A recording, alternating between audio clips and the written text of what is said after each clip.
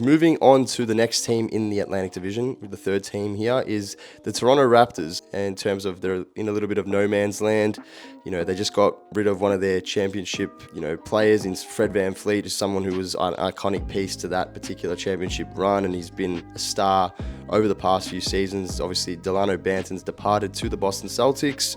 They brought in Gradey Dick, who is obviously one of the better shooters in the draft from Kansas. Marcus Noel was signed as an undrafted free agent, and they brought in Jalen McDaniels, Dennis Schroeder as Fred VanVleet's replacement. Re-signed Jakob Poeltl on a 4-year, $80 million deal, and also signed Garrett Temple. So, Marcus, what do you make of those moves, and what do you where do you see the Toronto Raptors sort of being next year in terms of an identity and going forward for the next few seasons? They just got a bunch of these tall 6'8", 6'9", Swiss Army knife guys. There's nothing wrong with that. I think they kind of try to do this thing where it's like tall ball instead of small ball. Scottie Barnes is there, Pascal's still there. They brought in Jalen McDaniels, OG Anunoby. They just got a lot of big light guards, and nothing wrong with that. But do I think they actually get better by making the moves they made? Look, who's to say they can't? I don't think they will.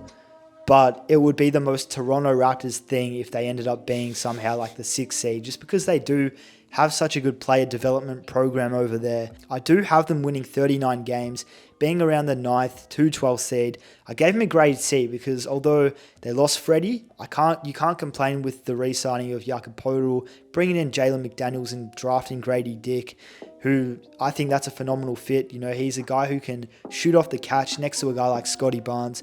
I love that fit for Gradey Dick, paired next to Scottie. OG's still there. A lot of people thought OG would be out, and as is Pascal. Now, Pascal could still get dealt, but I don't know if he should necessarily, depending on what they can get back.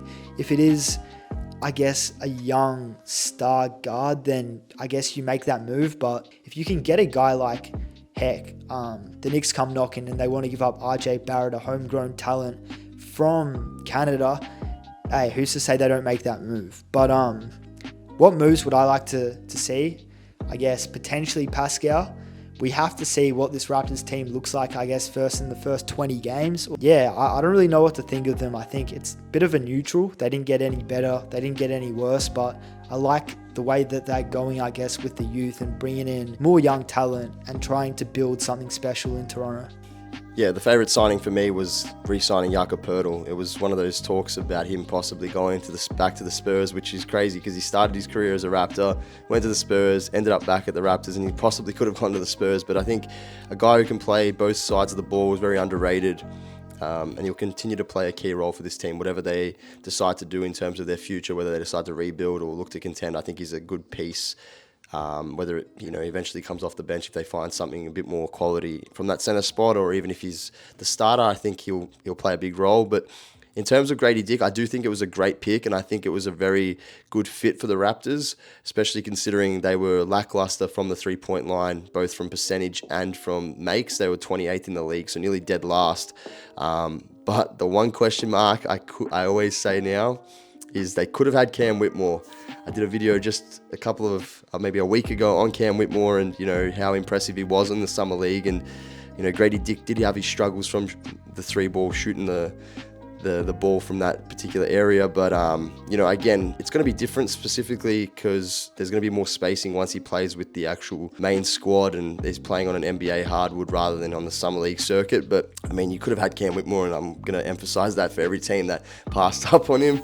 But, I think he still is a good fit, and I think he will flourish, and he's capable of attacking closeouts. He's an above average defender, can put the ball on the floor. So I think there's no issues with him on that front. But in terms of what other moves I'd like to see, I think it's time for them to go into full rebuild.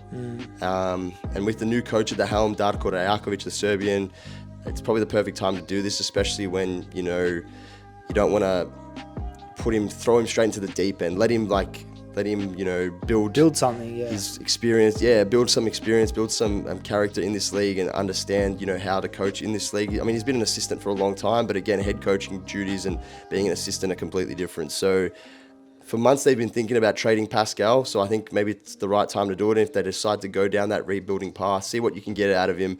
He's 30 years old next year. Yeah. You know, he's come off a great year. I think you can extract some value out of him, whether that's a lot, whether that's a little bit. I still think you can get some decent deal for Pascal Siakam, and you can then allow you to build around Scottie Barnes, Gradey Dick, and the like. And, you know, I think one other thing I'd love to see is, like I said, just giving the keys to the franchise and allowing him to, you know, be the face of it and taking responsibility on that offensive end and being the number one option.